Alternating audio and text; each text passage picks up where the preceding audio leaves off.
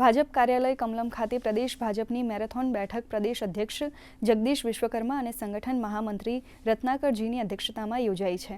બેઠકમાં પ્રશિક્ષણ વર્ગ, માંજલપુર વિધાનસભા સહિત સ્થાનિક સ્વરાજ્યની પેટા ચૂંટણી અને સંગઠનાત્મક કાર્યોની વ્યૂહરચના પર ચર્ચા હાથ ધરાઈ છે।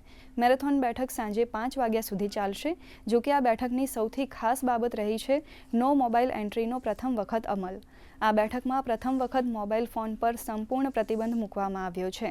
બેઠકમાં ભાગ લેનાર તમામ સભ્યોએ પ્રવેશ પહેલા પોતાના મોબાઈલ ફોન કાઉન્ટર પર જમા કરાવ્યા હતા। મોબાઈલને કાગળના કવરમાં પેક કરીને ટોકન આપવામાં આવ્યા હતા।